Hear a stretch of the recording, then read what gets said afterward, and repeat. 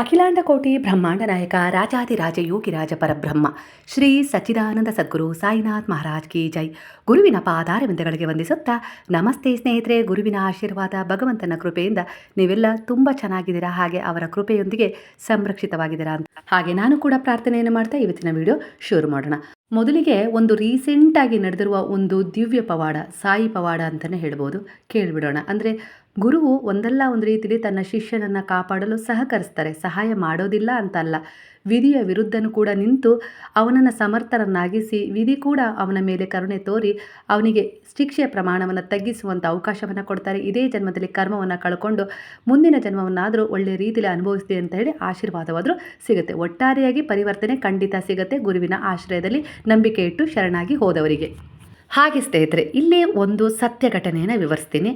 ಆ ಹೆಂಗಸಿಗೆ 3 ಜನ ಮಕ್ಕಳಿದ್ರು, ಗಂಡ ತೀರ್ಕೊಂಡಿದ್ರು. ಆಸ್ತಿ ಇತ್ತು, ಹಾಗೆ ಅತ್ತೆ ಮಾವ ಕೂಡ ಇದ್ದರು, ಹಾಗೆ ತವ್ರ ಮನೆಯವರು ಕೂಡ ಅವರನ್ನು ನೋಡ್ಕೊಳ್ತಾ ಇದ್ರು, ತವ್ರ ಮನೆಯಲ್ಲೂ ಕೂಡ ಇದ್ದರು, ಹಾಗೆ ಗಾರ್ಮೆಂಟ್ಸ್ ಕೂಡ ಹೋಗ್ತಾ ಇದ್ರು. ಹಾಗೆ ಒಂದಲ್ಲ ಒಂದು ದಿನ ಗಂಡನ ಆಸ್ತಿ ಬರೋದ್ರಲ್ಲಿತ್ತು. ಅಂದರೆ ಇನ್ನೇನು ಅವರ ಗದ್ದೆಯನ್ನು ಸೈಟ್ ಮಾಡಲಾಗಿತ್ತು, ಇವರಿಗೂ ಇಷ್ಟು ಸೈಟ್ಗಳನ್ನು ಕೊಡ್ತೀವಿ ಅಂತ ಹೇಳಿ ಅತ್ತೆ ಮಾವ ಹೇಳಿದರು. ಯಾಕಂದರೆ ಇವರಿಗೂ ಕೂಡ 3 ಮಕ್ಕಳಿದ್ವಲ್ವ. ಇವರ ಗಂಡ ಅವರ ತಂದೆ ತಾಯಿಗೆ ಒಬ್ಬರೇ ಮಗ, ಅಕ್ಕರಿಬ್ಬರು ಜನ ಇದ್ದರು. ಆದರೂ ಕೂಡ ಅಕ್ಕರಿಗೆ ಆಸ್ತಿ ಕೊಟ್ಟರೂ ಕೂಡ ಅಣ್ಣನಿಗೆ ಅಂಥೇಳಿ ಇಷ್ಟು ಆಸ್ತಿ ಉಳಿತಿತ್ತು. ಅದು ಇವರಿಗೆ ಸೇರ್ತಿತ್ತು, ಯಾಕಂದರೆ ಇವರಿಗೆ 3 ಜನ ಮಕ್ಕಳಿದ್ರು. ಆದರೆ ಏನಾಯಿತು ಅಂದರೆ, ವಿಧಿ ಹೇಗೆಲ್ಲ ಒಂದು ರೀತಿಯಲ್ಲಿ ಆಟ ಆಡುತ್ತೆ, ಕರ್ಮಗಳಿಗೆ ತಕ್ಕ ಹಾಗೆ ಫಲ ಸಿಗುತ್ತೆ, ಹಾಗೆ ಒಂದು ಹಿಂದಿನ ಪ್ರಾರಬ್ಧ ಕರ್ಮ ಯಾವುದಾದ್ರೂ ರೂಪದಲ್ಲಿ ಕಾಡುತ್ತೆ ಅಂತಾರಲ್ಲ, ಅದಕ್ಕೆ ಇವರ ಜೀವನವೇ ಸಾಕ್ಷಿಯಾಗಿತ್ತು. ನಾವೇನು ಕೊಡ್ತೀವೋ ಅದೇ ನಮಗೆ ಮರಳಿ ಸಿಗುತ್ತೆ ಅನ್ನೋದು ಇವರ ವಿಚಾರದಲ್ಲಿ ನನಗೆ ಇನ್ನೂ ಒಂದು ಸಾರಿ ಮನವರಿಕೆ ಆಯಿತು. ಸ್ನೇಹಿತರೆ, ಈ ಹೆಂಗಸು ಒಬ್ಬರನ್ನ ನಂಬಿ ತನ್ನ 3 ಜನ ಮಕ್ಕಳನ್ನು ಬಿಟ್ಟು ಬಂದ್ಬಿಡ್ತು. ಆ ವ್ಯಕ್ತಿಗೆ ಮೊದಲೇ ಹೆಂಡತಿ, ಮಕ್ಕಳಿದ್ರು, ಮೊಮ್ಮಕ್ಕಳು ಕೂಡ ಇದ್ದರು. ಆದರೂ ಕೂಡ ಈ ಹೆಂಗಸಿಗೆ ಒಂದು ಮೋಸ್ಟ್ಲಿ 40 ವರ್ಷ ಇರ್ಬೋದು, ತುಂಬ ಚೆನ್ನಾಗಿದ್ರು ನೋಡಲಿಕ್ಕೆ. ಈ ವ್ಯಕ್ತಿಯನ್ನು ನಂಬಿ ಈ ಹೆಂಗಸು ಬಂದರು. ಅತ್ತೆ ಮಾವನ ಹತ್ರ ಮಕ್ಕಳನ್ನು ಬಿಟ್ಟು, ತವ್ರ ಮನೆಯಲ್ಲಿ ಒಂದು ಮಗಳನ್ನು ಬಿಟ್ಟು, ಅಂದರೆ ಒಂದು ಮಗಳಿತ್ತು SSLCಗೆ ಹೋಗೋದು, ಒಂದು ಮಗ ಸೆಕೆಂಡ್ ಇಯರ್ PUC ಇದ್ದ, ಒಂದು ಮಗ 5ನೇ ಕ್ಲಾಸ್ ಇರ್ಬೋದು. ಆ ಇಷ್ಟು ಜನ ಮಕ್ಕಳನ್ನು ಅಂದರೆ ಡಿವೈಡ್ ಆಗಿಬಿಟ್ರು. ಅಮ್ಮ ಇವನ ಜೊತೆ ಬರ್ತಿದ್ದ ಹಾಗೆ ಮಕ್ಕಳು ಅತ್ತೆ ಮಾವನ ಹತ್ರ 2 ಜನ ಗಂಡು ಮಕ್ಕಳು ಉಳಿದ್ರು, ಹಾಗೆ ಒಂದು ಹೆಣ್ಮಗು ತವ್ರ ಮನೆಗೆ ಬಂದು ಉಳ್ಕೊಳ್ತು. ಈ ಮಹಿಳೆ ಇದ್ದಾರಲ್ಲ, ಅವರು ಇವನ ಜೊತೆಗಿದ್ದರು. ನೋಡಿ, ಇಲ್ಲಿ ಮೊದಲೇ ಹೇಳ್ಬಿಡ್ತೀನಿ, ಆ ಹೆಂಗಸಿಗೆ ಯಾವುದಕ್ಕೂ ಕಡಿಮೆ ಆಗಿರಲಿಲ್ಲ. ಗಂಡ ಇಲ್ಲ ಅನ್ನೋ ಒಂದು ಕೊರತೆ ಬಿಟ್ಟರೆ 3 ಜನ ಮಕ್ಕಳು ಇದ್ದರು, ತವ್ರ ಮನೆ ಇತ್ತು, ಹಾಗೆ ಗಂಡನ ಮನೆ ಇತ್ತು. ಗಂಡನ ಮನೆಯಲ್ಲಿ ಆಸ್ತಿ ಇವರಿಗೆ ನೇರವಾಗಿ ಬರ್ತಿತ್ತು, ಯಾಕಂದರೆ ಅವರು ಒಬ್ಬರೇ ಮಗ ಆಗಿದ್ದರು. 3 ಜನ ಇವರಿಗೆ ಮಕ್ಕಳಿರೋದ್ರಿಂದ ಆಸ್ತಿ ತುಂಬ ಇತ್ತು. ಆ ಆಸ್ತಿ ಇವರಿಗೆ ಬರೋದ್ರಲ್ಲಿತ್ತು. ಅತ್ತೆ ಮಾವ ಇನ್ನೂ ಇದ್ದರು, ಸ್ವಂತ ಮನೆ ಇತ್ತು, ಸಾಕಷ್ಟು ಜಮೀನಿತ್ತು. ಆ ಜಮೀನಲ್ಲಿ ಕೆಲವೊಂದು ಜಮೀನಷ್ಟು ಸೈಟ್ಗಳನ್ನು ಮಾಡಿದರು. ಹಾಗೆ ಇವರಿಗೂ ಮಕ್ಕಳಿಗೂ ಕೂಡ 4 ಸೈಟ್ಗಳನ್ನು ಆಗಲೇ ಡಿವೈಡ್ ಮಾಡಿಕೊಟ್ಟಿದ್ರು. ಇನ್ನೂ ಆಸ್ತಿಯಲ್ಲಿ ಪಾಲಾಗಿ ಬರೋದ್ರಲ್ಲಿತ್ತು. ಇಷ್ಟಿದ್ದರೂ ಕೂಡ ಆ ಹೆಂಗಸು ಈ ವ್ಯಕ್ತಿ ಜೊತೆಗೆ ಬಂದರು. ಅದು ಉದ್ದೇಶ ನಂತರ ಗೊತ್ತಾಗ್ತಾ ಹೋಗುತ್ತೆ. ಬಂದರು, ಇಲ್ಲೇ ವಾಸವಾಗಿದ್ದರು. ಆ ವ್ಯಕ್ತಿ ಮೊದಲು ತುಂಬ ಚೆನ್ನಾಗಿ ನೋಡ್ಕೊಂಡ. ನಂತರ ಏನೋ ಗೊತ್ತಿಲ್ಲ, ಈ ಹೆಂಗಸಿನ ಮೇಲೆ ಅನುಮಾನನೋ ಏನೋ ಗೊತ್ತಿಲ್ಲ, ಒಟ್ಟಾರೆಯಾಗಿ ದಿನನಿತ್ಯ ಜಗಳ, ದಿನನಿತ್ಯ ಹೆಂಗಸಿಗೆ ವಿಚಿತ್ರವಾಗಿ ಹೊಡಿತಿದ್ದಿದ್ದು. ಅಂದರೆ ಒಂದು ಗಾದೆ ಇದೆ ಗೊತ್ತಾ ನಿಮಗೆ, ಒಂದು ಕಾದ ಎಣ್ಣೆಯ ಬಾಣಲೆಯಿಂದ ಹಾರಿ ಬೆಂಕಿಗೆ ಬಿದ್ದ ಹಾಗೆ ಆಗಿತ್ತು ಈ ಅಮ್ಮನ ಜೀವನ. ಈ ರೀತಿಯಾಗಿ ಒಂದು ನರಕ ಯಾತನೆ, ಈ ರೀತಿಯಾಗಿ ದಿನನಿತ್ಯ ಹೊಡೆಯೋದು, ಬಡಿಯೋದು, ಜನರೆದುರಿಗೆ ಅವಮಾನ ಮಾಡೋದು, ಇದೆಲ್ಲ ನಡೀತಾ ಇತ್ತು. ಆದರೂ ಅನಿವಾರ್ಯವಾಗಿ ಒಂದ್ಸರಿ ಬಂದುಬಿಟ್ಟಿದ್ದಾರಲ್ಲ ಅನ್ನೋ ರೀತಿಲಿ ಆ ಹೆಂಗಸು ಅವ್ರ ಜೊತೆ ಇತ್ತು. ಆ ಕೂಗಾಟ ಚೀರಾಟ ನಮಗೆ ಕೇಳಿಸಿದ್ರು ಕೂಡ ಎಲ್ಲೋ ಒಂದು ರೀತಿಲಿ ನಾನು ದೇವ್ರ ಹತ್ರ ಪ್ರಾರ್ಥನೆ ಮಾಡ್ಕೊಳ್ತಿದ್ದೆ, ದೇವರೇ ಎಲ್ಲ ಇದು ಈ ರೀತಿ ಬಂದುಬಿಟ್ಟಿದ್ದಾರಲ್ಲ ಇವರು, ಇವರು ವಾಪಸ್ ಹೋಗಬೇಕು, ಆ ಮಕ್ಕಳ ಜೊತೆ ಸೇರಬೇಕು, ಅಲ್ಲೇ ಇರಬೇಕು ಅನ್ನೋದು ನನ್ನದು ಒಂದು ರೀತಿಲಿ ಎಲ್ಲೋ ಒಂದು ರೀತಿಲಿ ಆಸೆ ಆಗಿತ್ತು. ಯಾಕಂದರೆ ಅವ್ರ ವಿಚಾರವನ್ನು ನನಗೆ ಒಬ್ಬರು ಹೇಳಿದರು. ಸರಿ, ನಾನು ಅವ್ರಿಗೆ ಒಳ್ಳೇದಾಗಲಿ ಅಂತಲೇ ಪ್ರಾರ್ಥನೆ ಮಾಡಿದ್ದೆ. ಆದರೆ ಒಂದು ದಿನ ಆ ವ್ಯಕ್ತಿ ಆ ಮಹಿಳೆಗೆ ಯಾವ ರೀತಿ ಹೊಡೆದಿದ್ರು ಅಂದರೆ, ಸೊಂಟನೇ ಮುರಿದು ಹೋಗಿತ್ತಿರೋ, ಕೈ ಕಾಲೆಲ್ಲ ಸಿಗರೇಟ್ ತೊಗೊಂಡು ಸುಟ್ಟಿರೋದು, ಈ ರೀತಿ ಎಲ್ಲ ಆಗಿತ್ತು. ಆ ಹೆಂಗಸು ನಾನು ಯಾವಾಗಲೂ ಅವರನ್ನು ಮಾತಾಡ್ಸಿರಲಿಲ್ಲ, ಆದರೂ ಕೂಡ ನಮ್ಮ ಮನೆ ಗೇಟ್ ಹತ್ರ ಬಂದು ನಿಮ್ಮ ಹತ್ರ ಸ್ವಲ್ಪ ಮಾತನಾಡ್ತೀನಿ ಅಂತ ಹೇಳ್ತು. ಬೇಡ ಅಂತ ಹೇಳಿ ಮನಸ್ಸು ಹೇಳಬೇಕು ಅನಿಸಿದ್ರು ಕೂಡ ಎಲ್ಲೋ ಒಂದು ರೀತಿಯಲ್ಲಿ ಅವ್ರ ಪರಿಸ್ಥಿತಿ ಕಂಡು, ಬನ್ನಿರಿ ಕೂತ್ಕೊಳ್ರಿ, ಏನು ಹೇಳ್ರಿ ಅಂತ ಹೇಳಿದೆ. ನನಗೆ ಈ ರೀತಿ ಎಲ್ಲ ಅವರ ಜೀವನದ ಒಂದು ನಡೆದ ಘಟನೆಯನ್ನು ವಿವರಿಸ್ತು. ನಾನೇನು ಇವ್ರ ಜೊತೆಗೆ ಬರಬೇಕು ಅಂತೇಳಿ ಅಂದ್ಕೊಂಡಿಲ್ಲ, ನನ್ನ ಮಕ್ಕಳ ಜೊತೆ ನಾನು ಆರಾಮಾಗಿದ್ದೆ. ಒಂದು ದಿನ ಇದ್ದಕ್ಕಿದ್ದಾಗೆ ಗಾರ್ಮೆಂಟ್ಸಿಗೆ ಹೋಗ್ಬೇಕಾದ್ರೆ ಎದುರಾಗಿ ಈ ರೀತಿ ಒಂದು ಕ್ಷಣದ ಪರಿಚಯ ಆಯಿತು. ಆ ನಂತರ ದಿನನಿತ್ಯ ನನ್ನ ಫೋನ್ ನಂಬರ್ ತೊಗೊಂಡು ದಿನನಿತ್ಯ ಫೋನ್ ಮಾಡೋಕ್ಕೆ ಶುರು ಮಾಡಿದ್ರು. ಹೀಗೆ ಮಾತಾಡ್ತಾ ಆವಾಗವಾಗ ಯಾವಾಗಲಾದರೂ ನನ್ನನ್ನು ನೋಡೋ ಹಾಗೆ ಬರೋದು ಮಾಡೋದು, ನಿನ್ನನ್ನು ತುಂಬ ಚೆನ್ನಾಗಿ ನೋಡ್ಕೊಳ್ತೀನಿ, ನೀನು ನನ್ನ ಜೊತೆಗೆ ಯಾಕೆ ಬರಬಾರ್ದು ಅನ್ನೋ ರೀತಿಲಿ ಹೇಳೋದಾಗಿರ್ಬೋದು, ನಿಮ್ಮ ಮಕ್ಕಳಿಗೆ ತಂದೆಯಾಗಿ ನಿನಗೆ ಒಳ್ಳೆ ಗಂಡ ಆಗಿರ್ತೀನಿ ಅನ್ನೋ ರೀತಿಲಿ ತುಂಬ ಭರವಸೆ ಕೊಟ್ಟರು. ನಿನ್ನ ಆಸ್ತಿ ಏನೂ ಬೇಡ ನನಗೆ, ನೀನಿದ್ದರೆ ಸಾಕು ನನ್ನ ಜೊತೆಗೆ ಅನ್ನೋ ರೀತಿಲಿ ಹೇಳಿದರು. ಆ ರೀತಿ ಎಲ್ಲೋ ಒಂದು ಭರವಸೆ ಸಿಕ್ತಲ್ಲ ಆ ಸಮಯದಲ್ಲಿ, ನನ್ನ ಮಕ್ಕಳಿಗೂ ಆಸರೆ ಆಗುತ್ತೆ, ಏನೋ ನನ್ನ ಮನಸ್ಸಿಗೆ ಏನಾಯಿತೋ ಏನೋ ಗೊತ್ತಿಲ್ಲ. ಆ ಸಮಯದಲ್ಲಿ ಅದಕ್ಕೆ ನಾನು ಒಪ್ಕೊಂಡೆ. ಗುಪ್ತವಾಗಿ ಯಾವುದೋ ಒಂದು ಕಾಡಲ್ಲಿರೋ ದೇವಸ್ಥಾನಕ್ಕೆ ಹೋಗಿ ಒಂದು ಉಮಗೊಳ್ ತಾಳಿ, ಬೆಳ್ಳಿ ತಾಳಿನೂ ಅಲ್ಲ ಬಂಗಾರದ್ದಲ್ಲ, ಉಮಗೊಳ್ ತಾಳಿನ ನನ್ನ ಕೊರಳಿಗೆ ಹಾಕಿ ಹಾರವನ್ನು ಬದಲಾಯಿಸ್ಕೊಂಡ್ವಿ. ಆ ಭಟ್ರು ಕೇಳಿದರು, ಏನು ಮದುವೆ ಮಾಡ್ಕೊಳ್ತಾ ಇದ್ದೀರಾ ಅಂತೇಳಿ. ಇಲ್ಲ ಇಲ್ಲ, ನಮ್ಮದು ವೆಡ್ಡಿಂಗ್ ಆನಿವರ್ಸರಿ ಇವತ್ತು, ಹಾಗಾಗಿ ಸ್ವಲ್ಪ ಹಾರವನ್ನು ಚೇಂಜ್ ಮಾಡ್ಕೊಂಡ್ವಿ ಅಷ್ಟೇ ಅಂತೇಳಿ ಆ ವ್ಯಕ್ತಿ ಹೇಳಿದರು. ನಾನು ಅದಕ್ಕೆ ಆ ಸಮಯದಲ್ಲಿ ಏನೂ ಹೇಳಕ್ಕೆ ಹೋಗಲಿಲ್ಲ, ಸುಮ್ಮನಾಗ್ಬಿಟ್ಟೆ. ಈ ರೀತಿಯಾಗಿ ನಾನು ಇಲ್ಲಿ ಬಂದು ಸೇರಿಕೊಂಡಿದ್ದು. ನನಗೆ ನಂತರವೇ ಗೊತ್ತಾಯಿತು, ಇವ್ರು ತುಂಬ ಅನುಮಾನ ಪಡ್ತಾರೆ, ತುಂಬ ಹೊಡಿತಾನೆ, ಆ ವ್ಯಕ್ತಿ ನನ್ನನ್ನು ಮದುವೆ ಆಗಿದೆ, ನನ್ನ ಗಂಡನ ಮನೆ ತುಂಬ ಆಸ್ತಿ ಇದೆ ಅಂತ ಹೇಳಿ. ಹಾಗಾಗಿ ಪದೇ ಪದೇ ಈಗ ಟಾರ್ಚರ್ ಮಾಡ್ತಾಯಿದ್ದಾರೆ. ಲಾಯರ್ ಇಡೋಣ, ಲಾಯರ್ ಇಟ್ಟು ನಿನಗೇನು ಬರಬೇಕಲ್ಲ ಆಸ್ತಿ ಅದನ್ನೆಲ್ಲ ತೊಗೊಂಬಿಡು, ನಾನು ನಿನ್ನ ಗಂಡ ಅಲ್ವಾ, ಹಾಗಾಗಿ ಆ ಆಸ್ತಿ ಮೇಲೆ ನನ್ನ ಹಕ್ಕು ಇದೆ, ನಾನು ನಿನ್ನ ಅತ್ತೆ ಮಾವನ ಹತ್ರ ಮಾತಾಡ್ತೀನಿ, ನನ್ನನ್ನು ಮದುವೆ ಆಗಿದ್ದಾಳೆ ನಿಮ್ಮ ಸೊಸೆ ಅಂತ ಹೇಳ್ತೀನಿ, ಹಾಗೆ ಹೀಗೆ ಏನೇನೋ ಆಯಿತು. ಲಾಯರ್ ಹತ್ರ ಕೂಡ ವಿಚಾರ ಮಾಡ್ದೆ. ಲಾಯರ್ ಏನು ಹೇಳಿದ್ರು ಅವಾಗ, ನೀವೇನಾದ್ರು ಮದುವೆ ಆಗಿದ್ದೀರಾ ಅಂದರೆ ಖಂಡಿತ ಆ ಆಸ್ತಿಯಲ್ಲಿ ಆ ಹೆಂಗಸಿಗೆ ಯಾವುದೇ ರೀತಿ ಪಾಲು ಸಿಗೋದಿಲ್ಲ, ಮಕ್ಕಳಿಗೆ ಬೇಕಾದರೆ ಸಿಗ್ಬೋದು, ಆ ಹೆಂಗಸಿಗೆ ಯಾವ ಕಾರಣಕ್ಕೂ ಸಿಗೋದಿಲ್ಲ, ಅದು ಡೈರೆಕ್ಟಾಗಿ ಮಕ್ಕಳ ಹೆಸರಿಗೆ ಟ್ರಾನ್ಸ್ಫರ್ ಆಗುತ್ತೆ. ಬಿಟ್ಟರೆ ಆ ಹೆಂಗಸಿಗೆ ಜೀವನಾಂಶವೂ ಕೂಡ ಸಿಗೋದಿಲ್ಲ, ಏನೂ ಸಿಗೋದಿಲ್ಲ. ಯಾಕಂದರೆ ಆ ಹೆಂಗಸಿಗೆ ಮದುವೆ ಮಾಡ್ಕೊಂಡಿದ್ದಾರೆ, ಅವ್ರ ದಾರಿಯನ್ನು ಅವ್ರು ಆಯ್ಕೆ ಮಾಡ್ಕೊಂಡಿದ್ದಾರೆ. ಆ ಮಕ್ಕಳಿಗೆ ಏನು ತಂದೆಯಿಂದ ಬರಬೇಕು ಅದು ಆ ಮಕ್ಕಳಿಗೆ ಸಿಗುತ್ತೆ, ಬಿಟ್ಟರೆ ನಿಮಗೆ ಅದರಲ್ಲಿ ಏನೂ ಸಿಗಲ್ಲ ಅಂತ ಹೇಳಿ ಲಾಯರ್ ಹೇಳಿದ ಮೇಲೆ ನನಗೆ ಒಂದು ರೀತಿಯ ಟಾರ್ಚರ್ ಕೊಡ್ತಾ ಇದ್ದಾರೆ. ನಾನು ಮದುವೆ ಆಗಿಲ್ಲ ನಿನ್ನನ್ನು, ನೀನು ಅಂತ ಹೇಳು, ನೀನು ಆಸ್ತಿ ಎಲ್ಲ ನಿನ್ನ ಹೆಸರಿಗೆ ಟ್ರಾನ್ಸ್ಫರ್ ಮಾಡ್ಕೋ ಬೇಗ, ನಂತರ ಅದನ್ನು ಮಾರೋಣ, ಒಳ್ಳೆ ಮನೆ ಕಟ್ಟೋಣ, ನಿನ್ನ ಮಕ್ಕಳಿಗೆ ಮದುವೆ ಮಾಡ್ತೀನಿ, ಹಾಗೆ ಹೀಗೆ ಏನೇನೋ ಹೇಳ್ತಾ ಇದ್ದಾರೆ. ಆದರೆ ಅಕ್ಕ, ನಾನು ಅದನ್ನು ತೊಗೊಳಕ್ಕಾಗೋದಿಲ್ಲ. ನಮ್ಮ ಅತ್ತೆ ಮಾವನಿಗೆ ನನ್ನ ಮುಖನೂ ತೋರಿಸೋ ಹಾಗಿಲ್ಲ. ಇವ್ರ ಜೊತೆಗೆ ಬಂದಮೇಲೆ ನನಗೆ ಅತ್ತೆ ಮಾವನ ಹತ್ರ ಆಗಿರ್ಬೋದು, ಆ ಊರಿಗೆ ಹೋಗೋಕ್ಕಾಗಿರ್ಬೋದು, ನಮ್ಮ ಆ ಅಪ್ಪ ಅಮ್ಮನಿಗಾಗಿರ್ಬೋದು ಮುಖ ತೋರಿಸ್ಲಿಕ್ಕೆ ಒಂಥರ ಆಗುತ್ತೆ. ಯಾಕಂದರೆ ನನ್ನ ತಮ್ಮನಿಗೂ ಕೂಡ ಇನ್ನೂ ಮದುವೆ ಆಗಿಲ್ಲ, ಎಲ್ಲೋ ಒಂದು ರೀತಿಲಿ ಮುಜುಗರ. ಇವರು ಡೈರೆಕ್ಟಾಗಿ ಬಂದು ಕೇಳಿ ಮದುವೆ ಮಾಡ್ಕೊಂಡಿದ್ರೆ ಅದು ಒಂಥರ ಇತ್ತು. ಈ ರೀತಿ ಆಗಿಬಿಟ್ಟಿರೋದ್ರಿಂದ, ಅದರಲ್ಲೂ ನನ್ನ ಮಕ್ಕಳು ಕೂಡ ವಯಸ್ಸಿಗೆ ಬಂದಿದ್ದಾರೆ, ನನಗೇನೂ ಅಂತಲೇ ಗೊತ್ತಾಗ್ತಿಲ್ಲ, ಇಲ್ಲಿಂದ ಹೋಗೋಕ್ಕೂ ಆಗ್ತಾಯಿಲ್ಲ, ಹಾಗೆ ನನಗೆ ಬದುಕೋಕ್ಕೂ ಆಗ್ತಾಯಿಲ್ಲ. ಆ ರೀತಿ ಚಿತ್ರಹಿಂಸೆ ಕೊಡ್ತಾ ಇದ್ದಾರೆ.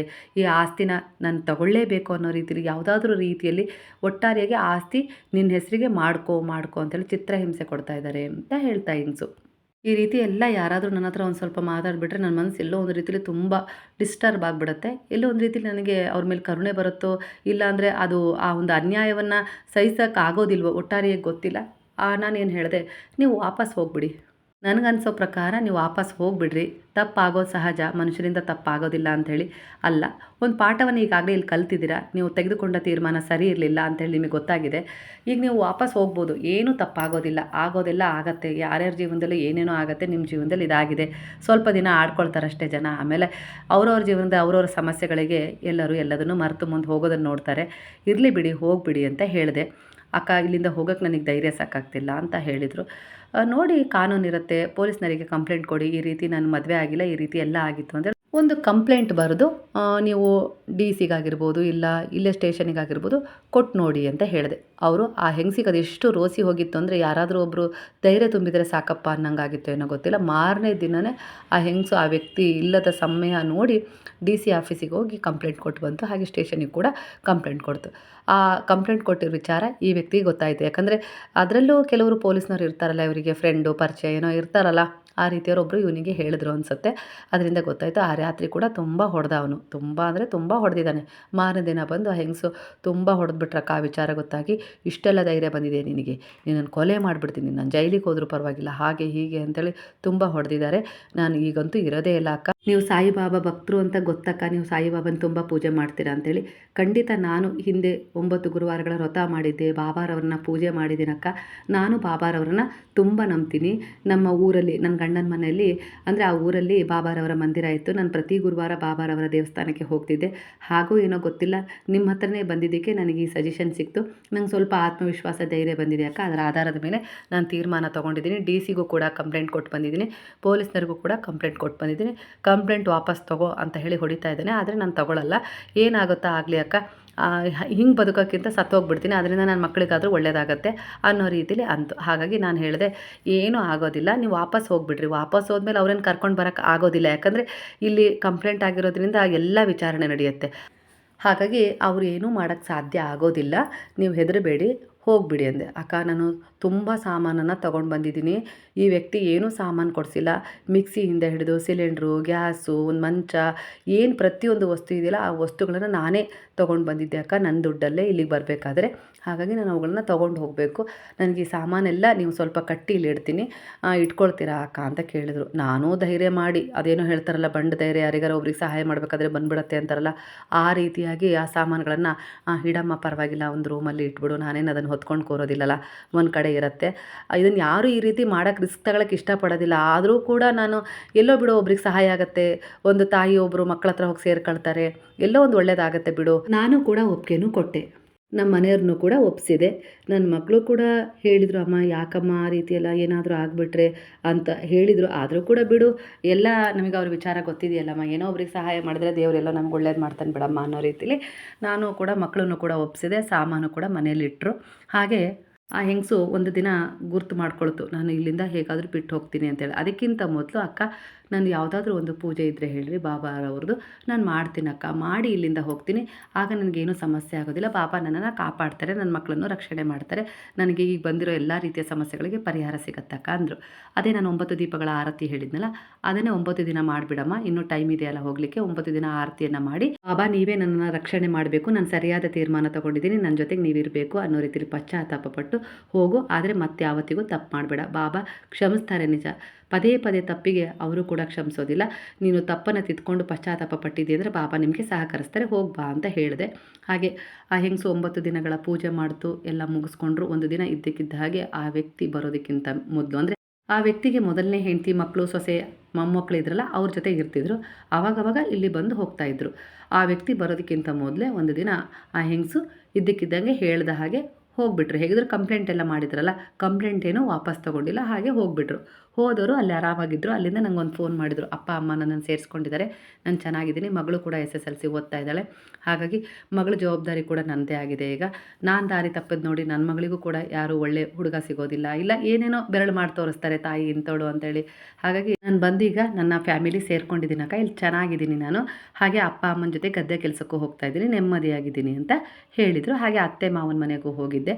ಅತ್ತೆ ಮಾವನ್ನು ಕೂಡ ಮಾತಾಡಿಸಿ, ಇಲ್ಲ ನನ್ನಿಂದ ತಪ್ಪಾಯಿತು, ಇಲ್ಲ ಆ ವ್ಯಕ್ತಿನ ನನ್ನ ಕರ್ಕೊಂಡೋದ್ರೆ ನನಗೇನೂ ಗೊತ್ತಾಗಲಿಲ್ಲ ಆ ಸಮಯದಲ್ಲಿ, ಆದರೆ ನನ್ನ ತಪ್ಪನ್ನು ತಿದ್ಕೊಂಡು ನಾನೀಗ ತವ್ರ ಮನೆಯಲ್ಲೇ ಇದ್ದೀನಿ, ನನ್ನ ಮಕ್ಕಳಿಬ್ಬರು ನಿಮ್ಮ ಜೊತೆಗಿದ್ದಾರಲ್ಲ, ಅವ್ರನ್ನ ನೀವೇ ಸಂಪೂರ್ಣವಾಗಿ ಚೆನ್ನಾಗಿ ನೋಡ್ಕೊಳ್ಳಿ, ನನ್ನ ಗಂಡನ ಆಸ್ತಿಯಲ್ಲಿ ನನ್ನ ಹೆಸರಿಗೆ ಏನೂ ಬೇಡ, ನನ್ನ ಮಕ್ಕಳಿಗೆ ಏನು ಸಿಗಬೇಕೋ ಅದನ್ನು ಕೊಟ್ಟರೆ ಸಾಕು, ನನಗೇನು ಬೇಡ, ನಾನು ಹೀಗೆ ಸಾಯೋವರೆಗೂ ದುಡ್ಕೊಂಡು ತಿಂತ ನಾನು ತವ್ರ ಮನೇಲಿ ಇರ್ತೀನಿ, ನನ್ನ ತಮ್ಮನಿಗೆ ಮದುವೆ ಆದರೆ ನಾನು ಬೇರೆ ಕಡೆ ಹೋಗ್ತೀನಿ ಅಂತ ಹೇಳಿ ಅವರು ಅತ್ತೆ ಮಾವನ ಹತ್ರನೂ ಕೂಡ ಚೆನ್ನಾಗಿ ಮಾತಾಡಿ ಎಲ್ಲ ಇದ್ದರು. ಅವರು ಕೂಡ ಮಕ್ಕಳ ಹೆಸರಿಗೆ ಆಸ್ತಿ ಮಾಡ್ತೀವಿ ಅಂಥೇಳಿ ಒಪ್ಪಿಗೆ ಕೊಟ್ಟರು. ಆದರೆ ಈ ವ್ಯಕ್ತಿ ಆ ಹೆಂಗಸು ಬಿಟ್ಟು ಹೋಗಿದ್ದಕ್ಕೆ ಎಲ್ಲೋ ಒಂದು ರೀತಿಯಲ್ಲಿ ಸಿಟ್ಟು, ಅಂದರೆ ದ್ವೇಷ, ಏನಾದರೂ ಮಾಡಿ ಅವಳನ್ನು ಕರೆಸ್ಕೊಳ್ಬೇಕು, ಅವಳ ಆಸ್ತಿಯನ್ನು ವಶಪಡಿಸ್ಕೊಳ್ಬೇಕು ಅನ್ನೋ ರೀತಿಲಿ ಪಣ ತೊಟ್ಬಿಟ್ಟಿದ್ರು ಅನಿಸುತ್ತೆ. ಪದೇ ಪದೇ ದಿನನಿತ್ಯ ಫೋನ್ ಮಾಡಿ ಟಾರ್ಚರ್ ಮಾಡೋಕತ್ರು. ನನ್ನ ಜೊತೆಗಿರೋ ಫೋಟೋನ ನಾನು ಫೋನಲ್ಲಿ ಹಾಕ್ತೀನಿ, ತುಂಬ ಜನ ನೋಡೋ ಹಾಗೆ ಮಾಡ್ತೀನಿ, ನಿಮ್ಮ ಅತ್ತೆ ಮಾವನಿಗೆ ಕಳಿಸ್ತೀನಿ, ನಿನ್ನ ಮಗಳಿಗೆ ಮುಂದೆ ಮದುವೆ ಆಗದ ಹಾಗೆ ಅಡೆತಡೆ ಮಾಡ್ತೀನಿ, ಹೀಗೆ ಕಂಪ್ಲೇಂಟ್ ಮೇಲೆ ಕಂಪ್ಲೇಂಟು, ಏನೇನೋ ಒಂದು ರೀತಿಲಿ ಆ ಹೆಂಗಸಿಗೆ ತುಂಬ ಹೆದರಿಸಿದ್ದಾರೆ. ಆದರೂ ಕೂಡ ಹೆಂಗಸು ಬಗ್ಗಿಲ್ಲ, ನಾನು ಏನೇ ಆದರೂ ನಾನು ಬರೋದಿಲ್ಲ ಅಂಥೇಳಿ ಆರಾಮಾಗಿದ್ದರು. ಯಾವಾಗ ಆ ಹೆಂಗಸು ಬಗ್ಗಿಲ್ವೋ ಆಗ ಇವನು ಆ ಹೆಂಗಸಿನ ಕಾಲು ಹಿಡಿದಿದ್ದಾನೆ. ಅಂದರೆ ನೀನಂದರೆ ನನಗೆ ತುಂಬ ಇಷ್ಟ, ನೀನನ್ನು ಬಿಟ್ಟು ನನಗೆ ಬದುಕೋಕ್ಕಾಗೋದಿಲ್ಲ, ಏನೋ ನನ್ನಿಂದ ತಪ್ಪಾಯಿತು, ಏನೋ ಯಾರದ್ದೋ ಮಾತು ಕೇಳಿಕೊಂಡು ನಿನಗೆ ಹೊಡೆದ್ಬಿಟ್ಟೆ, ಇನ್ಮೇಲೆ ನಿನ್ನನ್ನು ಹೊಡೆಯೋದಿಲ್ಲ, ತುಂಬ ರಾಣಿ ಥರ ನೋಡ್ಕೊಳ್ತೀನಿ, ನಿನ್ನನ್ನು ಬಿಟ್ಟಿರೋಕ್ಕಾಗೋದಿಲ್ಲ, ದಯವಿಟ್ಟು ಬಂದುಬಿಡು ಅನ್ನೋ ರೀತಿಲಿ ಹತ್ತು ಕರೆದು ಮಾಡಿದ್ದಾರೆ. ಅದನ್ನು ಕೂಡ ನನಗೆ ರೆಕಾರ್ಡ್ ಕಳಿಸಿದ್ರು ಅವರು, ನಾನು ಕೇಳಿಸ್ಕೊಂಡೆ. ಆದರೂ ಕೂಡ ನಾನು ಹೇಳಿದೆ, ಬರಬೇಡಿ, ಈಗ ಹೋಗ್ಬಿಟ್ಟಿದ್ದೀರಾ, ಒಂದು ಸರಿ ತಪ್ಪು ಮಾಡಿದ್ದೀರಾ, ತಪ್ಪು ನಿರ್ಧಾರ ತಗೊಂಡು, ದೇವರು ಮತ್ತೆ ನಿಮಗೆ ನಿಮ್ಮವ್ರ ಜೊತೆಗೆ ಸೇರಿ ಬದುಕಲಿಕ್ಕೆ ಒಂದು ಅವಕಾಶವನ್ನು ಕೊಟ್ಟಿದ್ದಾರೆ. ನೀವು ಬಾಬಾರವರನ್ನು ನಂಬಿದ್ರಿ ಅಂದರೆ ಗುರು ನಿಮಗೆ ಮತ್ತೊಂದು ಅವಕಾಶವನ್ನು ಕೊಟ್ಟಿದ್ದಾರೆ. ಅದರಲ್ಲೂ ನೀವು ಬಾಬಾರ ವ್ರತ ಪೂಜೆ ಎಲ್ಲವನ್ನು ಮಾಡಿದ್ದೀರಾ, ಅದರಿಂದ ಒಂದು ಬದಲಾವಣೆ ಸಿಕ್ಕಿದೆ. ನೀವು ಪಶ್ಚಾತ್ತಾಪ ಪಟ್ಟಿದ್ದಕ್ಕೆ ಬಾಬಾ ಒಂದು ಅವಕಾಶವನ್ನು ಕೊಟ್ಟಿದ್ದಾರೆ, ಅದನ್ನು ಕಳ್ಕೊಬೇಡಿ, ಯಾವುದೇ ಕಾರಣಕ್ಕೂ ಅವ್ರ ಮಾತನ್ನು ಕೇಳಿ ಬರಬೇಡಿ ಅಂದೆ. ಆಯ್ತಕ್ಕ, ಹಾಗೆ ಆಗಲಿ, ನಿಮ್ಮ ಮನೆಯಲ್ಲಿರೋ ಸಾಮಾನೆಲ್ಲ ನನ್ನ ತಮ್ಮನ್ನ ಕಳಿಸ್ತೀನಿ, ಅವರಿಗೆ ಎಲ್ಲ ಆಟೋದಲ್ಲಿ ಹಾಕಿ ಕಳಿಸ್ಬಿಡಿ ಅಕ್ಕ, ಅವ್ರು ಬಸ್ಸಿಗೆ ಹಾಕ್ಕೊಂಡು ಬರ್ತಾರೆ ಅಂದರು. ಸರಿ ಅಂದೆ.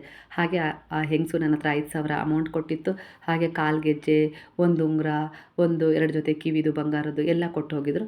ನಾನು ಎಲ್ಲವನ್ನು ಅವತ್ತಿನ ದಿನ ಕೊಟ್ಬಿಟ್ಟೆ. ಅವರ ತಮ್ಮ ಬಂದ್ರಲ್ಲ, ಆ ತಮ್ಮನ ಕೈಯಲ್ಲಿ ಎಲ್ಲ ಕೊಟ್ಟು ವಿಡಿಯೋ ಮಾಡಿಕೊಂಡೆ, ಯಾಕೆ ಬೇಕು ಮತ್ತು ಅಲ್ವಾ, ಹಾಗಾಗಿ ಮಾಡಿಕೊಂಡು ಎಲ್ಲವನ್ನು ಕೊಟ್ಟು ಕಳಿಸ್ದೆ. ಅವರು ಹೋದರು, ಎಲ್ಲ ಸಾಮಾನೆಲ್ಲ ತೊಗೊಂಡು ಹೋದರು. ಇದಾದಮೇಲೆ ಏನಾಗಿದೆ ಅಂದರೆ ಮತ್ತೆ ಅವರಿಬ್ಬರಲ್ಲಿ ಏನು ಮಾತುಕತೆ ಆಯಿತೋ ಏನೋ ಗೊತ್ತಿಲ್ಲ. ನಾನು ಅಷ್ಟಕ್ಕೆ ಸುಮ್ಮನಾಗ್ಬಿಟ್ಟೆ. ಒಬ್ರಿಗೆ ಒಳ್ಳೇದಾಯಿತು, ನಾನು ಹೇಳಿಬಿಟ್ಟೆ, ಪದೇ ಪದೇ ಫೋನ್ ಮಾಡಬೇಡಮ್ಮ, ನಿಮ್ಮ ಜೀವನ ಸರಿ ಆಯ್ತಲ್ಲ, ಈಗ ಮಕ್ಕಳ ಜೊತೆಗೆ ನಿಮ್ಮ ತವ್ರ ಮನೆ ಗಂಡನ ಮನೆಯವ್ರ ಜೊತೆಗೆ ಚೆನ್ನಾಗಿದ್ದು ಮುಂದಿನ ಜೀವನ ಕಳಿ. ಈಗ ನಿಮಗೋಸ್ಕರ ಅಲ್ಲ, ನಿಮ್ಮ ಮಕ್ಕಳ ಜೀವನದ ಕಡೆ ಗಮನ ಕೊಡಬೇಕು, ಅದ್ರ ಕಡೆ ನೀವು ದೃಷ್ಟಿ ಹರಿಸಿ ಮುಂದೆ ಹೋಗ್ರಿ ಅಂತೇಳಿ ನನ್ನ ಕೈಲಾದಷ್ಟು ನಾನು ಒಳ್ಳೆಯದನ್ನು ಹೇಳಿದೆ. ಯಾವಾಗ ಏನು ಮಾಡಿಕೊಂಡ್ರೋ, ಮಧ್ಯೆ ಏನೇನು ಮಾತುಕತೆ ಮಾಡಿಕೊಂಡ್ರೋ ನನಗಂತೂ ಗೊತ್ತಿಲ್ಲ. ಈ ವ್ಯಕ್ತಿ ನಮ್ಮ ಹತ್ರನೂ ಒಂದು ಸರಿ ಕೇಳಿದರು ಇದ್ದಕ್ಕಿದ್ದಾಗೆ, ನಮ್ಮ ಬಗ್ಗೆ ಅನುಮಾನ ಬಂದಿತ್ತೋ ಏನೋ ಗೊತ್ತಿಲ್ಲ, ನಿಮ್ಮ ಮನೇಲಿ ಆದರೂ ಈ ಹೆಂಗಸು ಸಾಮಾನು ಇಟ್ಟು ಹೋಗಿದ್ದಾರಾ ಅಂತ ಕೇಳಿದರು. ಇಲ್ಲಪ್ಪ, ನಮ್ಮ ಮನೇಲಿ ಯಾಕೆ ಇಡ್ತಾರೆ ಅಂತ ನಾನು ಸುಳ್ಳು ಬೇರೆ ಹೇಳಿಬಿಟ್ಟೆ. ಅಂದರೆ ಅದು ಒಬ್ರಿಗೆ ಒಳ್ಳೇದಾಗತ್ತಲ್ಲ ಅನ್ನೋ ರೀತಿಲಿ ಆ ಸುಳ್ಳನ್ನು ಹೇಳಿದೆ. ಆದರೂ ಮನಸ್ಸಿಗೆ ಎಲ್ಲೋ ಒಂದು ರೀತಿಲಿ ಇರಿಟೇಟ್ ಆಗ್ತಿತ್ತು. ಆದರೂ ಕೂಡ ಒಬ್ರಿಗೆ ಒಳ್ಳೇದಾಗಲಿಕ್ಕೆ ಅಲ್ಲ ನಾನೊಂದು ಸುಳ್ಳು ಹೇಳಿರೋದು ಅನ್ನೋ ರೀತಿಲಿ ಬಾಬಾರವ್ರನ್ನ ನೆನೆಸ್ಕೊಂಡು ನಾನು ಸುಮ್ಮನಾಗ್ಬಿಟ್ಟಿದ್ದೆ. ಇದ್ದಕ್ಕಿದ್ದ ಹಾಗೆ ಒಂದು ದಿನ ನೋಡ್ತೀನಿ, ಆ ಹೆಂಗಸು ಬಂದಿದೆ, ಅವ್ರ ಜೊತೆಗೆ ಓಡಾಡ್ತಾ ಇದೆ, ಅದೇ ಮನೇಲಿ ಮತ್ತೆ ವಾಸ ಮಾಡ್ತಾಯಿದೆ. ನನಗೆ ಆವಾಗ ಎಷ್ಟು ನೋವಾಯಿತು ಅಂದರೆ ದುಃಖ ಆಗ್ಬಿಡ್ತು. ನನ್ನ ಹತ್ರ ಯಾರ ಹತ್ರನೂ ಹೇಳ್ಕೊಳ್ಳೋ ಆ ರೀತಿಲಿ ದುಃಖ. ಅಂದರೆ ಅದು ನನ್ನದೇ ಆದ ರೀತಿಯ ಸಮಸ್ಯೆಗಳಿಂದ ದುಃಖ ಅಲ್ಲ, ಒಬ್ರಿಗೆ ಉಪಕಾರ ಮಾಡಿ. ಅಂದರೆ ನಾನು ಅಷ್ಟೆಲ್ಲ ಶ್ರಮಪಟ್ಟು ಹೆಂಗಸಿಗೆ ಒಳ್ಳೇದಾಗಲಿ ಅಂತೇಳಿ ಪೂಜೆ ಎಲ್ಲ ಮಾಡಿಸಿ, ಬಾಬಾರವರ ಮೂರ್ತಿ ಕೊಟ್ಟು, ಫೋಟೋ ಕೊಟ್ಟು, ಎಲ್ಲ ಸೇವೆ ಮಾಡಿಸಿ, ನಿಮಗೆಲ್ಲ ಇದೆ, ಹಾಗೆ ಮಕ್ಕಳು ಕೂಡ ಈಗ ಜೊತೆಗೆ ಸಿಕ್ಕಿದ್ದಾರೆ, ಎಲ್ಲದೂ ಕೂಡ ಸರಿಯಾಗಿದೆ, ಆರಾಮಾಗಿರಿ ಅನ್ನೋ ರೀತಿಲಿ ಹೇಳಿ ಕಳಿಸಿದ್ರು ಕೂಡ ಈ ಹೆಂಗಸು ಈ ರೀತಿ ಮಾಡಿಬಿಡ್ತಲ್ಲ ಅನ್ನೋ ರೀತಿಲಿ ತುಂಬ ಅಂದರೆ ತುಂಬ ಬೇಜಾರಾಯಿತು. ಯಾವಾಗಲಾದರೂ ನಾನು ಅಪರೂಪಕ್ಕೆ ಹೊರಗಡೆ ಹೋದಾಗ ಆ ಹೆಂಗಸು ನನ್ನ ನೋಡಿ ತಲೆ ಕೆಳಗಾಗ್ತಿತ್ತು. ಆದರೂ ಕೂಡ ನಾನು ಮಾತಾಡಿಸ್ತಿಲ್ಲ. ಆ ಕ್ಷಣವೇ ನಾನು ಮಾತಾಡ್ಸೋದನ್ನು ಬಿಟ್ಬಿಟ್ಟೆ. ಒಂದು ದಿನವೂ ನಾನು ಮಾತಾಡಿಸ್ಲಿಲ್ಲ, ಆ ಕಡೆ ಗಮನವೂ ಹರಿಸ್ತಿಲ್ಲ. ನಂಗೆ ತುಂಬ ನೋವಾಯಿತು. ಅದನ್ನು ಬಾಬಾನ ಹತ್ರ ಹೇಳ್ಕೊಂಡೆ, ಬಾಬಾ ಇನ್ನು ನಿಮ್ಮ ಇಚ್ಛೆ, ನಾನಂತೂ ನಿಮ್ಮ ಪ್ರಕಾರ, ನೀವು ಹೇಳಿದ ಪ್ರಕಾರ ಅವ್ರಿಗೇನು ಹೇಳಬೇಕು ಅಂತ ಹೇಳಿ ಅನ್ನಿಸ್ತು. ಆ ಸಮಯದಲ್ಲಿ ನಾನು ಎಲ್ಲ ರೀತಿಯಲ್ಲೂ ಬುದ್ಧಿ ಹೇಳಿದ್ದೆ. ಅವರೂ ಕೂಡ ಹೋಗಿದ್ದರು. ಮತ್ತು ಅವರಿಬ್ಬರ ಮಧ್ಯೆ ಏನಾಯ್ತು ಏನೋ ಗೊತ್ತಿಲ್ಲ, ಒಟ್ಟಾರೆಯಾಗಿ ಈಗ ಬಂದಿದ್ದಾರೆ. ನಾನು ಇನ್ಯಾವತ್ತಿಗೂ ಕೂಡ ಮಾತನಾಡಿಸೋದು ಇಲ್ಲ, ಅವ್ರ ಸಹವಾಸನೂ ಬೇಡ, ನಾನು ಅವ್ರ ಕಡೆ ಕಣ್ಣೆತ್ತು ನೋಡಲ್ಲ ಬಾಬಾ, ನನಗೂ ಅದಕ್ಕೂ ಸಂಬಂಧ ಇಲ್ಲ ಅನ್ನೋ ರೀತಿಲಿ ನಾನು ಬಾಬಾರವ್ರ ಹತ್ರ ಹೇಳಿ ಸುಮ್ಮನಾಗ್ಬಿಟ್ಟೆ. ಇದಾಗಿ ಕೇವಲ ಒಂದೇ ಒಂದು ತಿಂಗಳಿಗೆ ಆ ಹೆಂಗಸು ಮತ್ತು ಆ ವ್ಯಕ್ತಿ ಬೈಕಲ್ಲಿ ಹೋಗಬೇಕಾದ್ರೆ ಒಂದು ಆಕ್ಸಿಡೆಂಟ್ ಆಗಿ ಆ ಹೆಂಗಸು ಸ್ಪಾಟಲ್ಲಿ ಡೆತ್ ಆದರು. ಅವನು ಮಾತ್ರ ಉಳ್ದ. ಅಲ್ಲಿಗೆ ಲಾಸ್ ಆಗಿದ್ದು ಯಾರಿಗೆ ಅಲ್ವಾ? ಭಗವಂತ ಒಂದು ಅವಕಾಶವನ್ನು ಕೊಟ್ಟೇ ಕೊಡ್ತಾರೆ, ಕೊಡಲ್ಲ ಅಂತಲ್ಲ, ಕೊಟ್ಟೇ ಕೊಡ್ತಾರೆ. ಕರುಣೆಯಿಂದ, ದಯೆಯಿಂದ, ಪ್ರೇಮದಿಂದ. ನಾನು ಯಾವಾಗಲೂ ಹೇಳಿದ್ದೀನಿ, ನಾವು ಎಂಥದ್ದೇ ಪಾಪ ಮಾಡಿರಲಿ ಆ ಪಾಪದ ಭಾರವನ್ನು ಬಾಬಾ ತಗೊಂಡು ನಾನು ಬದುಕ್ತೀನಿ, ನನಗೊಂದು ಅವಕಾಶ ಕೊಡು ಅನ್ನೋ ರೀತಿಯಲ್ಲಿ ಪಶ್ಚಾತ್ತಾಪ ಪಟ್ಟರೆ ಕರುಣೆಯಿಂದ ಕೊಡ್ತಾರೆ. ಆ ರೀತಿ ಇವರಿಗೆ ಕರುಣೆಯಿಂದ ಕೊಟ್ಟು ಇವರು ಹಿಂತಿರುಗಿ ಹೋಗಲಿಕ್ಕೆ ಒಂದು ಅವಕಾಶ ಕೊಟ್ಟಿದ್ದರು. ಅಂದರೆ ಎಲ್ಲೋ ಒಂದು ರೀತಿಯಲ್ಲಿ ಅವ್ರ ಊರಲ್ಲಿ ಅವರಿದ್ದರೆ ಅವ್ರಿಗೆ ಆ ಸಾವು ಬರ್ತಿತ್ತೋ ಇಲ್ಲೋ ಅದು ನನಗೆ ಗೊತ್ತಿಲ್ಲ. ಆದರೆ ಒಟ್ಟಾರೆಯಾಗಿ ಇವರು ಸತ್ತಿದ್ದು ಮತ್ತು ಒಂದು ಅನಾಥರಾಗಿ, ಯಾರೂ ಇಲ್ಲದ ರೀತಿಯಲ್ಲಿ. ಮಕ್ಕಳಿಗೆ ತಾಯಿಯಾಗಾದರೂ ಉಳಿತಿದ್ರೋ ಏನೋ ಗೊತ್ತಿಲ್ಲ ಅಲ್ಲಿದ್ದರೆ. ಒಂದು ಅವರ ಬದಲಾವಣೆಗೆ ಆ ಭಗವಂತನೇ ಎಲ್ಲೋ ಒಂದು ರೀತಿಯಲ್ಲಿ ಕರುಣೆ ತೋರಿಸಿ ಒಂದು ಅವಕಾಶ ಕೊಟ್ಟಿದ್ರೋ ಏನೋ, ಆ ಮಕ್ಕಳಿಗೋಸ್ಕರ ತಾಯಿ ಬದುಕಲಿ ಅಂತೇಳಿ.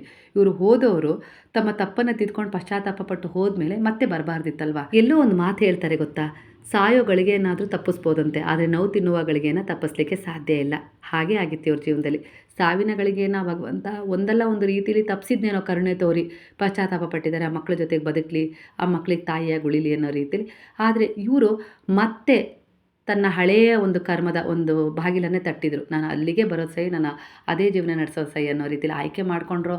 ಯಾವುದಕ್ಕೆ ಏನಾಯಿತು ಅಂತಲೇ ನನಗೆ ಗೊತ್ತಾಗಲಿಲ್ಲ. ಅವ್ರು ಬಂದು 1 ತಿಂಗಳಿಗೆ ಈ ರೀತಿ ಸಾವಾಯಿತು, ಅಲ್ಲಿಗೆ ಎಂಡ್ ಆಯಿತು ಅಲ್ವಾ. ಆ ವ್ಯಕ್ತಿ ಆರಾಮಾಗಿದ್ದಾನೆ. ಆ ವ್ಯಕ್ತಿ ಆ ಹೆಂಗಸನ್ನು ಬಿಟ್ಟರು ಇನ್ನೊಬ್ಬ ಹೆಂಗಸಿನ ಜೊತೆಗೆ ಆರಾಮಾಗಿ ಓಡಾಡ್ಕೊಂಡು ಆರಾಮಾಗಿದ್ದಾನೆ. ಆದರೆ ಅವ್ರಿಗೆ ತಾನೇ ಲಾಸ್ ಆಗಿದ್ದು, ಅವ್ರ ಮಕ್ಳಿಗೆ ತಾನೇ ನೋವಾಗ್ತಾ ಇರೋದೀಗ. ತಾಯಿ ಇಲ್ಲ ಅಲ್ವಾ.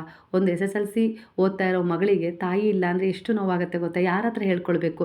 ಎಷ್ಟೇ ಅಕ್ಕ ತಂಗಿಯರು, ಯಾರೇ ತವ್ರ ಮನೆಯಲ್ಲ ಅಜ್ಜಿ ಆಗಿರ್ಬೋದು, ಅಜ್ಜ ಆಗಿರ್ಬೋದು ನೋಡ್ಕೊಳ್ತಾ ಇದ್ದಾರೆ ಅಂದರೂ ಇದ್ದಂಗೆ ಆ ಮಗಳಿಗೆ ಆಗೋದಿಲ್ಲ ಅಲ್ವಾ. ಅದೆಷ್ಟು ದುಃಖ ಪಟ್ಟಿರ್ಬೋದು ಅಂತ ಹೇಳಿ ಅನ್ನಿಸ್ತು. ಅದರಲ್ಲೂ 5ನೇ ಕ್ಲಾಸ್ ಒಂದು ಮಗ ಇದ್ನಲ್ಲ, ಆ ಹುಡುಗನ ನಾನು ನೋಡಿದ್ದೆ. ಆ ಹುಡುಗ ಒಂದು ಸರಿ ಬಂದಿದ್ದರು, ಅಮ್ಮ ಅಮ್ಮ ಅಂತೇಳಿ ಯಾರೋ ಕರ್ಕೊಂಡು ಬಂದಂಗೆ ನೋಡಿದ್ದೆ. ನನ್ನ ಮಗ ಇವರು ಅಂತೇಳಿ ತೋರಿಸಿದ್ರು.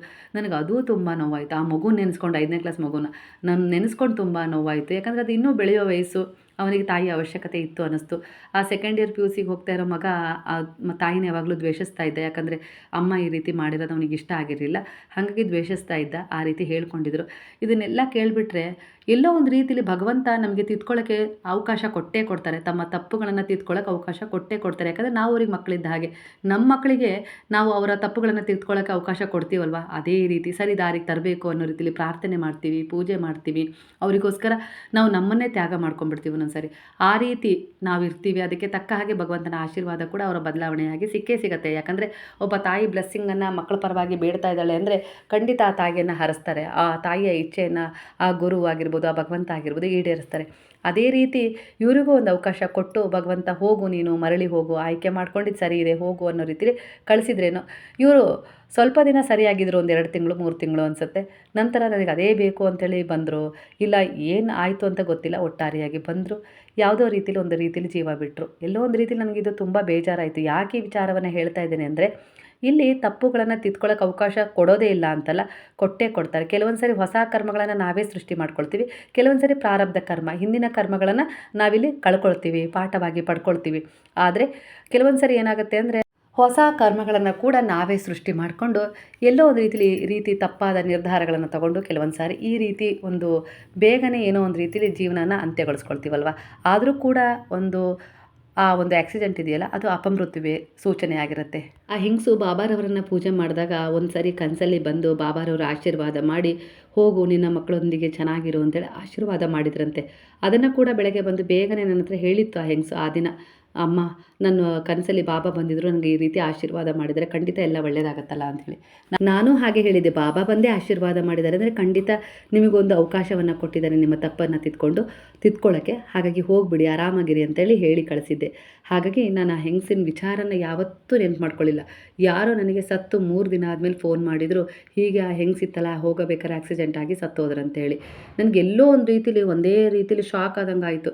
ಅಂದರೆ ದೇವರು ಅವಕಾಶ ಕೊಟ್ಟು ಬೇಡ ಅಂತೇಳಿ ನೀವು ಹೊಸ ಒಂದು ಆಯ್ಕೆ ಮಾಡ್ಕೊಳ್ಳಿ ಅನ್ನೋ ರೀತಿಲಿ ಅವ್ರನ್ನ ಹಿಂದೆ ಸರಿಸಿದ್ರು ಅನಿಸುತ್ತೆ. ಒಂದು ಅವಕಾಶ ಕೊಡ್ತಾರೆ ಭಗವಂತ, ಇಲ್ಲ ಅಂತಲ್ಲ. ಕೆಲವೊಂದು ಸರಿ ತುಂಬ ಒಳ್ಳೆಯರಿಗೂ ಸಾವಾಗುತ್ತೆ ಅಂದರೆ ಅದು ಅವ್ರ ಮೋಕ್ಷ ಆಗಿರುತ್ತೆ, ಎಂಡ್ ಆಗಿರುತ್ತೆ. ಅದು ಅವ್ರು 45 ವರ್ಷಕ್ಕೆ ಸಾಯ್ತಾರೋ 47 ವರ್ಷಕ್ಕೆ ಸಾಯ್ತಾರೋ.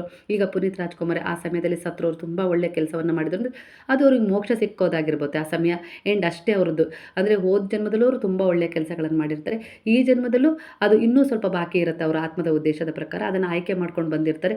ಇಲ್ಲ ಅದು ಪೂರ್ಣಗೊಂಡು ಅವ್ರಿಗೆ ಸಮಾಧಾನ ಆಯ್ತಪ್ಪ, ತೃಪ್ತಿ ಆಯ್ತಪ್ಪ ಅಂದರೆ ಮೋಕ್ಷದ ದಾರಿಯಲ್ಲಿ ಇರ್ತಾರೆ ಅವರು, ಹಾಗಾಗಿ ಅವ್ರಿಗೆ ಮೋಕ್ಷ ಸಿಕ್ಕಿರುತ್ತೆ. ಈ ರೀತಿ ಕೂಡ ಆಗುತ್ತೆ. ಹಾಗೆ ಕೆಲವೊಂದು ಸಾರಿ ಕೆಲವು ತಪ್ಪುಗಳನ್ನು ಅನಿವಾರ್ಯವಾಗಿ ಈ ಒಂದು ಜೀವನದಲ್ಲಿ ಸೃಷ್ಟಿ ಮಾಡ್ಕೊಂಡಿರ್ತಾರೆ.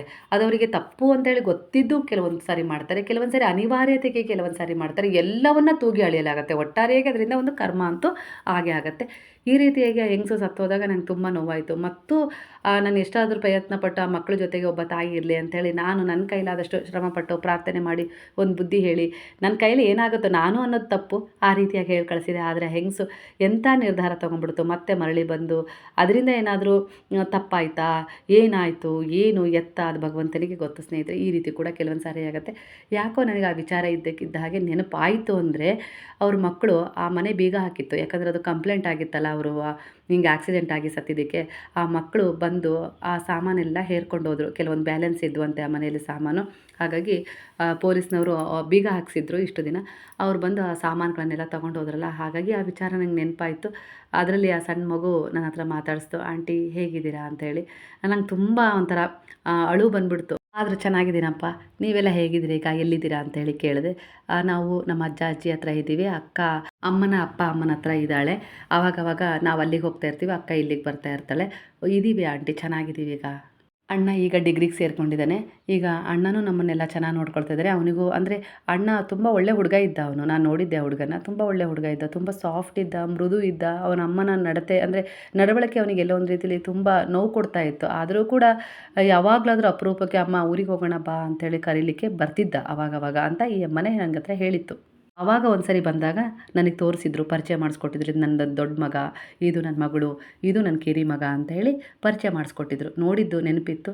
ಎಲ್ಲೋ ಒಂದು ರೀತಿಯಲ್ಲಿ ಆ 3 ಮುಖಗಳು ನನಗೆ ನೆನಪಾದ ಒಂದು ಕ್ಷಣ. ಹಾಗಾಗಿ ಈ ಒಂದು ವಿಚಾರವನ್ನು ಹಂಚ್ಕೊಳ್ಬೇಕು ಅನ್ನಿಸ್ತು, ಹಂಚ್ಕೊಳ್ತಾ ಇದ್ದೀನಿ. ಹಾಗಾಗಿ ಸ್ನೇಹಿತರೆ, ತಪ್ಪು ಮಾಡೋದು ಸಹಜ. ಕೆಲವೊಂದು ಸರಿ ಅನಿವಾರ್ಯತೆಗಳು, ಕೊರತೆಗಳು, ನಿರಾಸೆಗಳು, ಕೆಲವೊಂದು ಸರಿ ನೋವುಗಳು, ಯಾವುದೋ ಒಂದು ಒತ್ತಡಕ್ಕೆ ಸಿಲುಕಿ ನಾವು ಸಹಜವಾಗಿ ತಪ್ಪು ಮಾಡ್ತೀವಿ. ಹಾಗಂತ ತಿದ್ಕೊಳ್ಳೋಕೆ ಅವಕಾಶ ಇರೋದೇ ಇಲ್ಲ ಅಂತಲ್ಲ. ಕೆಲವೊಂದು ಸಾರಿ ಏನಾಗುತ್ತೆ ಗೊತ್ತಾ, ಈಗಿರೋ ಜೀವನಕ್ಕಿಂತ ತಪ್ಪು ಮಾಡಿದಾಗ ಅಲ್ಲಿ ಇರುತ್ತಲ್ಲ ಜೀವನ, ಅದು ಎಲ್ಲೋ ಒಂದು ರೀತಿಲಿ ಇನ್ನೊಂದು ರೀತಿಲಿ ಕಂಟ್ರೋಲ್ ತಪ್ಪಿರುತ್ತೆ.